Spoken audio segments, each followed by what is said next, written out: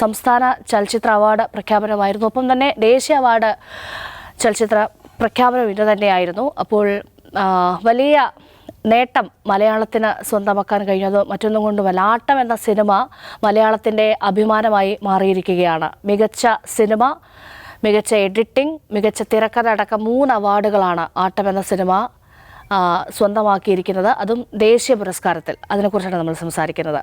മലയാളത്തിൻ്റെ അഭിമാനമായി മാറിയോ ആട്ടം?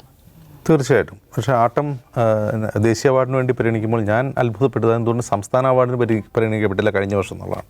ഒരുപക്ഷെ അവരത് സബ്മിറ്റ് ചെയ്തിട്ടുണ്ടാവില്ല, ഏതെങ്കിലും തരത്തിൽ ജൂറിയുടെ മുമ്പിൽ വരാത്തതുകൊണ്ടായിരിക്കാം.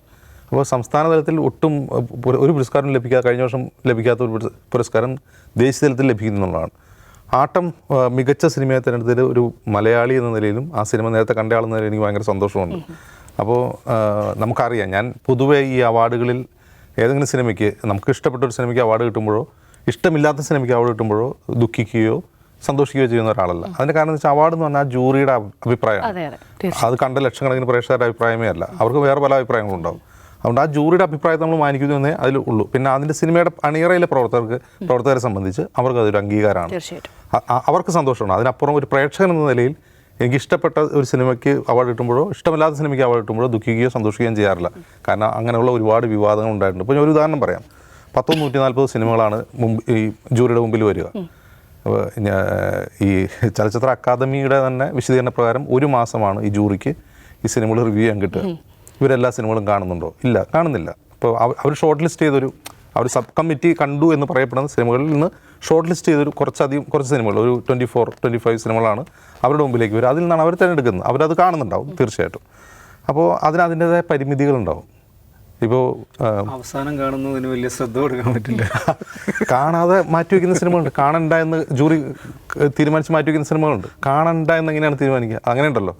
ഇപ്പോൾ 2013 14 2014 പ്രഖ്യാപിച്ച 2013 അവാർഡിൻ്റെ രസം അന്ന് UDF ഭരിക്കുകയാണ്. അപ്പോൾ ഭാരതിരാജയാണ് ചെയർമാൻ.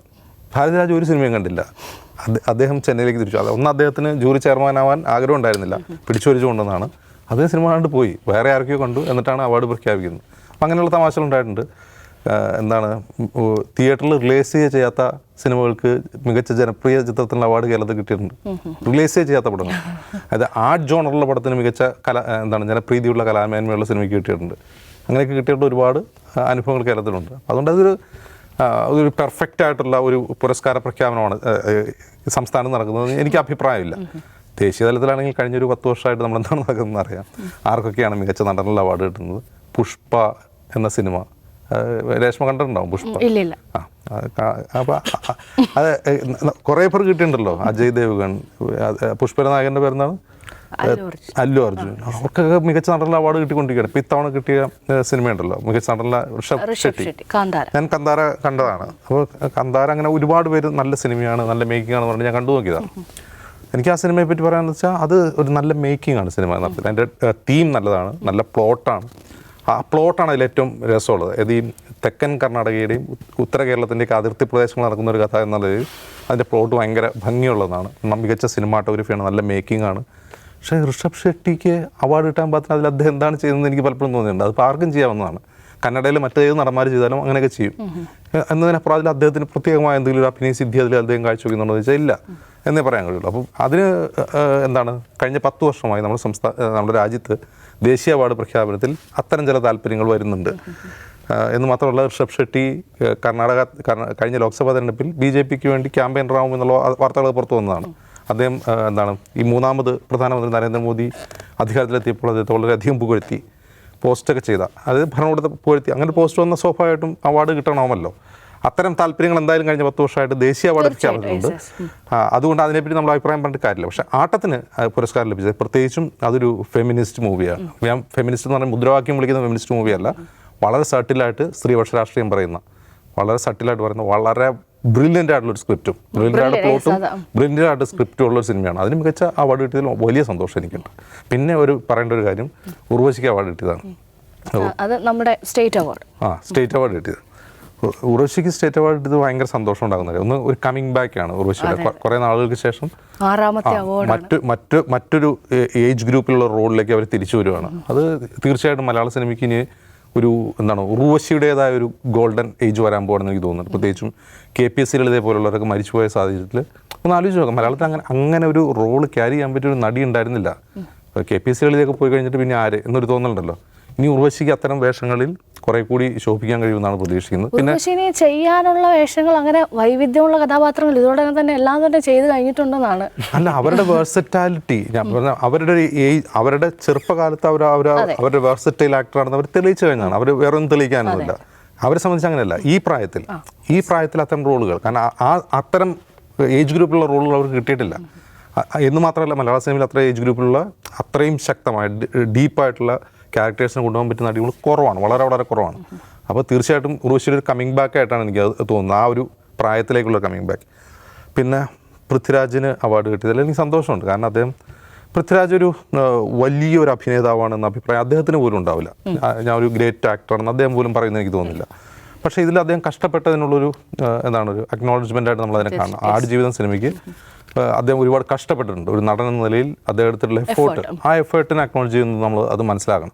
മമ്മൂട്ടിക്ക് എന്തുകൊണ്ട് കിട്ടിയതെന്ന് വെച്ചാൽ, മമ്മൂട്ടിക്കൊക്കെ ഇനി എന്തിനാണ് അവാർഡ് എന്നുള്ളതാണ് എൻ്റെ ക്വസ്റ്റ്യൻ. മമ്മൂട്ടിക്ക് ഇനി അവാർഡ് ആഗ്രഹിക്കുന്നുണ്ടോ എന്ന് എനിക്ക് തോന്നണം. മമ്മൂട്ടിക്ക് അറിയാം, പല ദേശീയ അവാർഡ് പലവട്ടം അദ്ദേഹത്തിന് എത്രയോ കിട്ടാതെ പോയിട്ടുണ്ട്. കുറേ നാളായിട്ട് അദ്ദേഹത്തിന് കിട്ടിയിട്ടില്ല, കിട്ടേണ്ടതായിരുന്നു. അപ്പോൾ ഇനി ഈ സർക്കാർ നിൽക്കുമ്പോൾ അദ്ദേഹത്തിന് കിട്ടുമോ എന്നും എനിക്കറിയില്ല. പക്ഷേ എങ്കിൽ പോലും മമ്മൂട്ടിക്ക് അവാർഡ് ഇതിൽ വിഷമിക്കേണ്ട ആവശ്യമില്ല. ഇപ്പോൾ ഈ സംസ്ഥാന അവാർഡിൽ ഏതാണ് കോമ്പറ്റീഷൻ വന്ന് കാതലാണ്.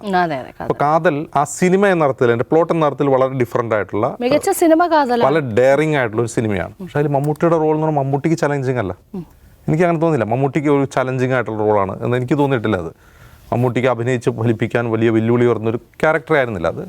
അതൊരു ഡിഫറെൻറ്റ് ആൻഡ് ഡെയറിങ് അറ്റംപ്റ്റ് എന്ന നിലയിൽ ആ സിനിമയ്ക്ക്, അതാണ്. അപ്പൊ അതിന് മമ്മൂട്ടിക്ക് പുരസ്കാരം കൊടുക്കേണ്ട ആവശ്യം, മമ്മൂട്ടി അതിൽ നല്ലത് ചെയ്യട്ടെ. അടുത്ത വർഷം പ്രമേയമൊക്കെ വരുമല്ലോ, അപ്പൊ നോക്കാം എന്നാണ് എനിക്ക് തോന്നുന്നത്. ദാവൂദ് സാർ, നമുക്ക് ആട്ടത്തിൽ നിന്ന് തന്നെ തുടങ്ങാം. അപ്പോൾ മലയാള സിനിമയ്ക്ക് കിട്ടിയ ഒരു അംഗീകാരമായിട്ട് തന്നെ നമുക്കതിനെ കാണണമല്ലോ.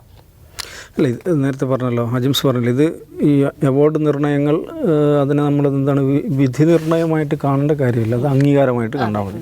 ഇപ്പോൾ ആട്ടത്തിൻ്റെ കാര്യം നമ്മൾ സംസാരിച്ചല്ലോ. ആട്ടത്തിന് 2022 അവാർഡ്. ആ സമയത്ത് മലയാളത്തിന് ആ അവാർഡ് കിട്ടുന്നില്ലല്ലോ. അതേപോലെ തന്നെ കാണും സൗദി വെള്ളക്കയ്ക്ക് 2022 മികച്ച ഫിലിമിനാണ് മികച്ച മലയാളം ഫിലിമിനാണ് ദേശീയ പുരസ്കാരം ലഭിക്കുന്നത്. പക്ഷെ സൗദി വെള്ളക്കയ്ക്ക് നമ്മുടെ ആ വർഷത്തെ കേരളത്തിൽ അവാർഡ് കിട്ടിയില്ലല്ലോ. കേരളത്തിൽ കിട്ടിയത് മറ്റേ ആ അമ്മമ്മയായിട്ട് അഭിനയിച്ച ആ സ്ത്രീക്കാണ്, മികച്ച സ്വഭാവ നടി. സൗദി വെള്ളക്കല്ല ഉമ്മുമ്മയായിട്ട് അഭിനയിക്കുന്നില്ലേ, എന്ത് വർമ്മയാണ്, ദേവി വർമ്മ. അവർക്ക് മികച്ച സ്വഭാവ നടിക്കുള്ള അവാർഡ് കിട്ടിയിട്ടുണ്ട്. പക്ഷേ എനിക്ക് ഭയങ്കര ഇഷ്ടപ്പെട്ട സിനിമയാണ് സൗദി വെള്ളക്ക. എന്ന് വെച്ചാൽ അതിൻ്റെ സിംപ്ലിസിറ്റി കാരണം കേട്ടോ. ഞാൻ എപ്പോഴും വിചാരിക്കുന്ന കാര്യമുണ്ട്, തരുൺ റോക്കിയും എന്ന് തരുൺ മൂർത്തി കേരള ഫിലിം ഇൻഡസ്ട്രിയിൽ റോക്ക് ചെയ്യാൻ പോകുന്ന ഒരാളാണ് എന്ന് ഉറച്ച് വിചാരിക്കുന്ന ഒരാളാണ് ഞാൻ. ഓപ്പറേഷൻ ജാവ മുതൽ അയാൾ തെളിയിക്കുന്നുണ്ട്.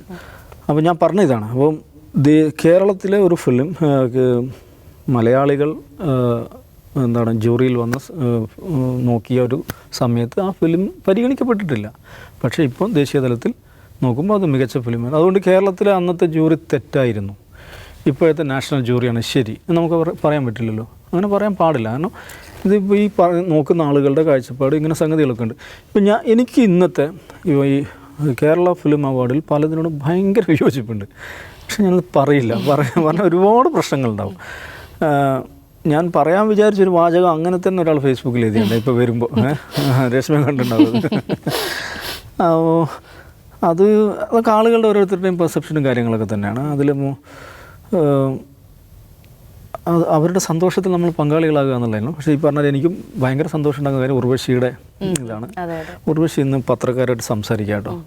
അപ്പോൾ 6ാമത്തെ അവാർഡാണ് കിട്ടിയിരിക്കുന്നത്. അപ്പോൾ 6ാമത്തെ ആണല്ലേ, ഞാൻ നമ്പർ ഓർത്തില്ല കേട്ടോ എന്ന് അവർ പറയുന്നുണ്ട്.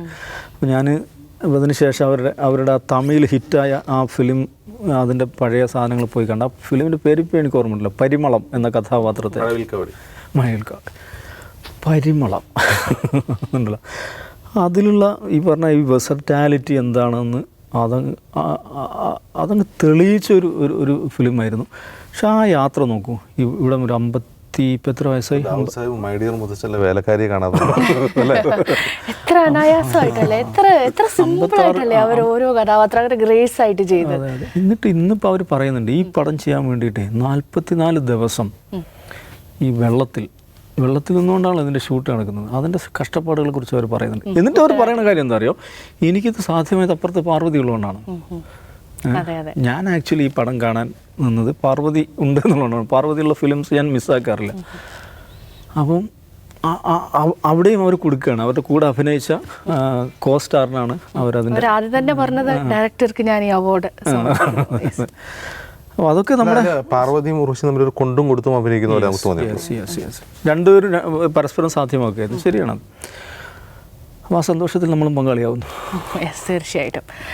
എന്താണെങ്കിലും ഇതുവരെ ഈ നിമിഷം വരെ വിവാദങ്ങൾ വന്നിട്ടില്ല. സാധാരണഗതിയിൽ ഈ അവാർഡ് പ്രഖ്യാപനത്തിന് ശേഷം ഒരു വിവാദം പതിവാണ്. അത് പലപ്പോഴും ഈ ജൂറിയുടെ മനസ്സ് പ്രേക്ഷകരുടെ മനസ്സും തമ്മിൽ ചേരാതെ പോരുമ്പോഴാണ് അത്തരം വിവാദങ്ങൾക്കൊക്കെ ഇടയാകുന്നത്. അങ്ങനെ വിവാദങ്ങളൊന്നും ഉണ്ടാവാതിരിക്കട്ടെ.